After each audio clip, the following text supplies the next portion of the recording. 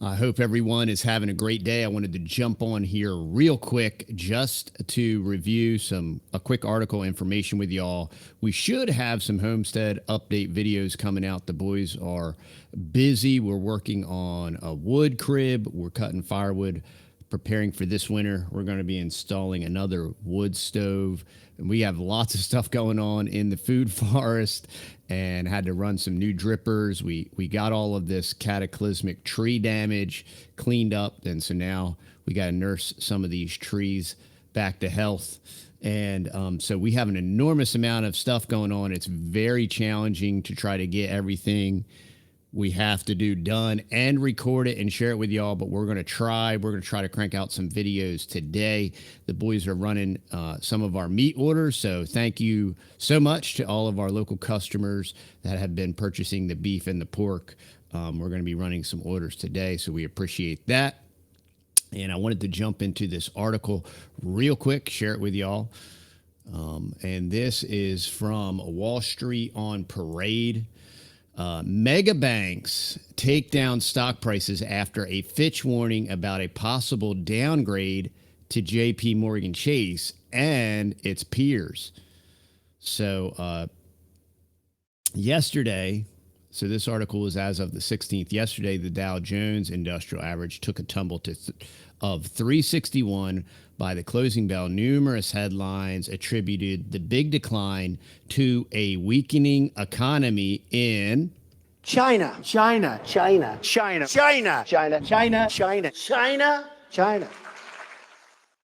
But the actual trigger for angst amongst traders was a headline at 5:30 a.m.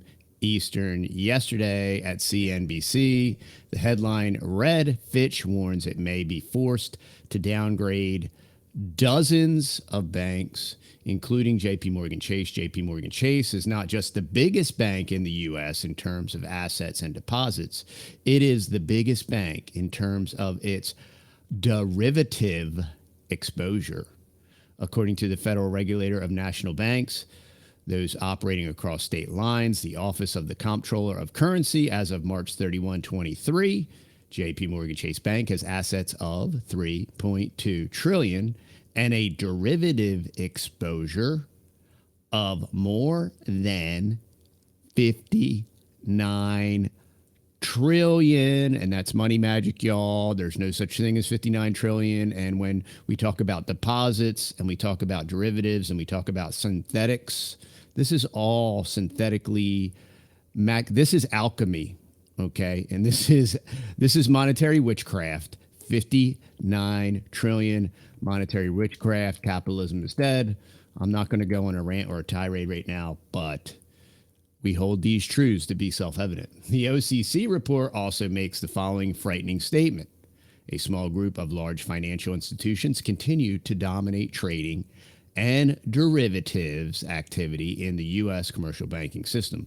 During the first quarter of 23, four large commercial banks representing 89% of the total banking industry notional amounts and 66.5% of industry net current credit exposure.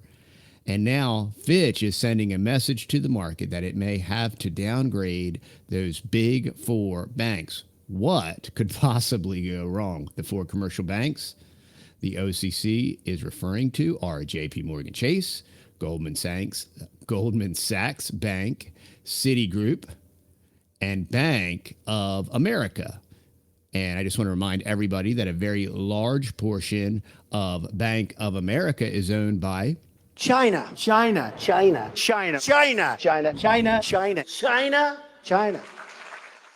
I find that humorously ironic, but if you look at the OCC's breakdown of derivative exposure at the bank holding company level, a fifth bank emerges, Morgan Stanley. These are the usual suspects, y'all. These are the too big to failers. These are those guys that are hiding under the tarp. If any of y'all can remember way back to the tarp.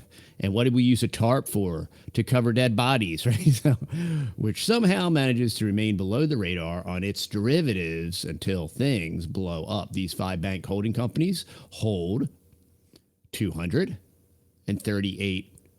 trillion of the total of 285 trillion in derivatives held by the top 25 bank holding companies with exposure to derivatives, according to the latest OCC report.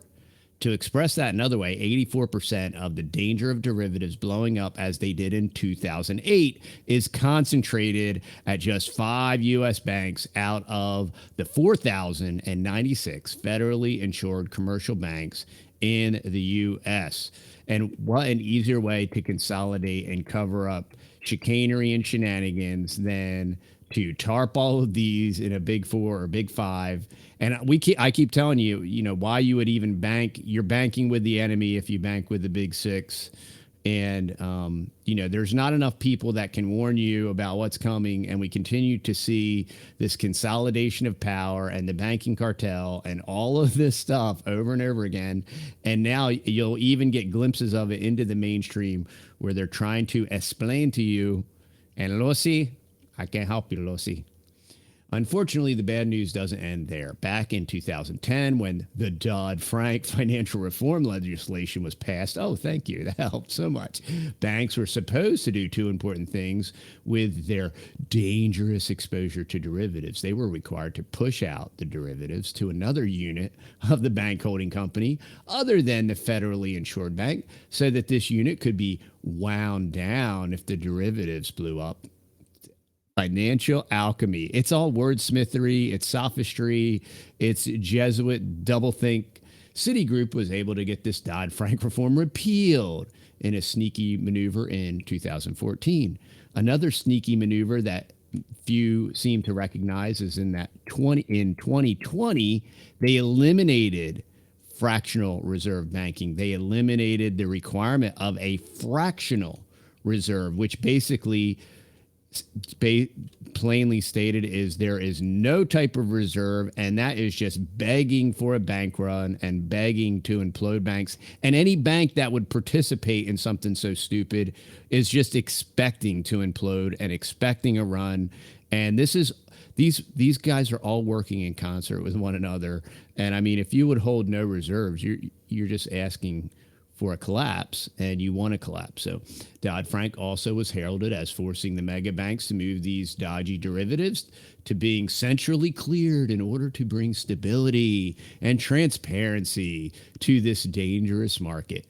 Instead, the latest report from the OCC notes that in the first quarter of 23, 40.5% of banks' derivative holdings were centrally cleared, meaning that 59.5% of derivatives are still an opaque black hole, also known as OTC, over-the-counter derivatives.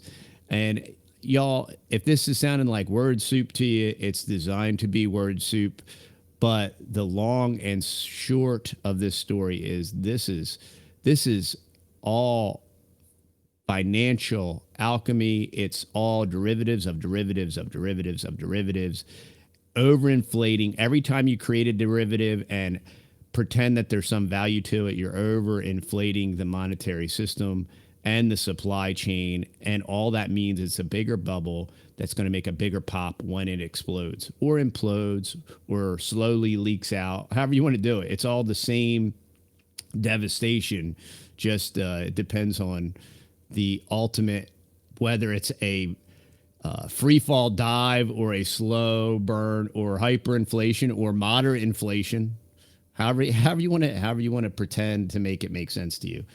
It is assumed by savvy derivative traders that if a counterparty to a derivatives contract gets a credit downgrade, that counterparty may well have to cough up more collateral on its open derivative trades. Just how much additional collateral the bank might have to post raises the specter of liquidity issues. Liquidity issues. But since the terms of these private derivative contracts are opaque to the market, nobody, including regulators, can readily assess what the full impact of a credit downgrade would be. One way to get a little market color is to see how the mega derivative banks traded on the day the Fitch news came out. The chart above shows that the two mega banks taking the biggest tumble yesterday were indeed two of the five with the largest exposure to derivatives. Bank of America down 3.2%, and JP Morgan Chase closed down 2.55%. Back in June 27, when Fitch lowered the credit rating on the operating environment for U.S. banks by one notch from AA to AA minus, it warned that if it had to take the rating down further in the future, it might have to cut the credit rating on some banks as well. It wrote at the time, "We do not expect the lower OE score to negatively impact the ratings of U.S. banks, although it reduces ratings headroom, as indicated in a previous report published in February of 23, whereas a one-notch downgrade of the OE score would not necessarily result in bank issuer rating actions. A multi-notch downgrade would revise Fitch's financial performance benchmarks for banks and would lead to lower financial profile scores, all else equal." The last time Fitch took a rating action on JP Morgan Chase was on September 19, 22. Its long-term issuer default rating was affirmed at AA minus, and its derivative counterparty rating was also affirmed AA minus. Unfortunately, the bank industry environment has dramatically deteriorated since the fall of 22, as has negative news surrounding JP Morgan Chase. In the span of 7 weeks this spring, running from March 10th to May 1st, the second, third, and fourth largest bank failures in U.S. history occurred. In order of size, those were First Republic Bank, May 1st, Silicon Valley Bank, March 10th, and Signature Bank, March 12th. The largest bank failure in U.S. history, Washington Mutual, occurred in 2008 during the financial crisis, doing significant reputational damage to JP Morgan Chase since its last Fitch rating action in September of 22 is the fact that 3 federal lawsuits have been filed against the bank alleging it played a key role in perpetrating the sexual trafficking operation of the late Jeffrey McEpstein over the span of more than 14 years, that it kept him as a client by funneling to him more than $5 million in hard cash, sometimes as much as $40,000 to $80,000 a month, when it knew or should have known that he was using the money to pay off victims, accomplices, and recruiters. The bank also held accounts for some of his victims and accomplices and transferred millions of dollars from Epstein onto these accounts. None of these transactions resulted in the bank filing the legally mandated suspicious activities reports to law enforcement, despite the fact that dozens of internal emails at the bank have turned up during discovery showing that numerous compliance and money laundering personnel at the bank were aware of McEpstein's revolting history of the trafficking of innocent people. The 3 lawsuits, one filed by McEpstein's victims, one by the Attorney General of the U.S. Virgin Islands, where he owned his own island and compound, and one by 2 pension funds on behalf of JP Morgan Chase shareholders, have been making headlines for months and raising serious governance issues about the largest federally insured bank in the United States. The bank has already admitted to an unprecedented 5 criminal felony counts since 2014. So if you don't believe that it's a cartel, and you don't believe that these are is a mafiosa regime, that's clearly indicated just on paper in our own judicial system. The official report from the Financial Crisis Inquiry Commission following an in-depth investigation of the '08 financial collapse had this to say about the role of derivatives in 2008, y'all. It is 2023. OTC derivatives contributed to the crisis in 3 significant ways. First, one type of derivative, credit default swaps. Okay, for a little history on CDS, CDSs were closed for probably less than 2 months. This was a $14 trillion market at the time. And that $14 trillion market was closed because of, this was under the Bush administration, because of all the ills and the evils. And then, unbeknownst to the populace, it was reopened within less than 2 months and has continued. CDS fueled the mortgage securitization pipelines. CDS were sold to investors to protect against the default or decline value of mortgage-related securities backed by risky loans. Second, CDS were essential to the creation of synthetic CDOs. These synthetic CDOs were merely bets on the performance of real mortgage-related securities. They amplified the losses from the collapse of the housing bubble by allowing multiple bets on the same securities and helped spread them throughout the financial system. Finally, when the housing bubble popped and crisis followed, derivatives were in the center of the storm. AIG, which had not been required to put aside capital reserves as a cushion for the protection it was selling, was bailed out when it could not meet its obligations. The government ultimately committed more than $180 billion because of concerns that AIG's collapse would trigger cascading losses throughout the global financial system. In addition, the existence of millions of derivative contracts of all types between systematically important financial institutions, unseen and unknown in this unregulated market, added to the uncertainty and escalated panic, helping to precipitate government assistance to those institutions. It is nothing short of a national disgrace that Congress and the U.S. Department of Just Us have done so little since 2008 to rein in dangerous and unconscionable activities of the mega banks on Wall Street.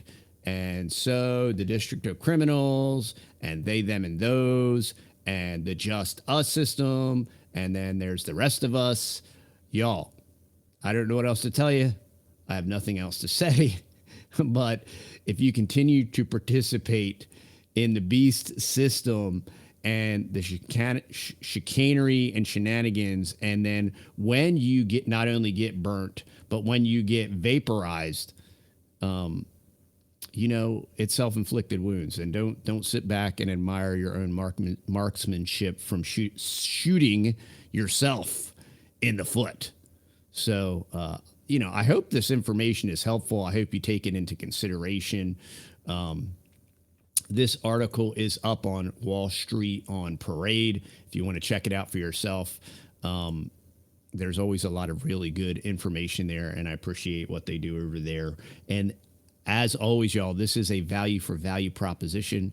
Check the links down below if you would like to support us, either at TheTexasBoys.com. We also have our favorite items from our Brighteon store from Mike Adams, and we appreciate Mike Adams and all the work that he is doing.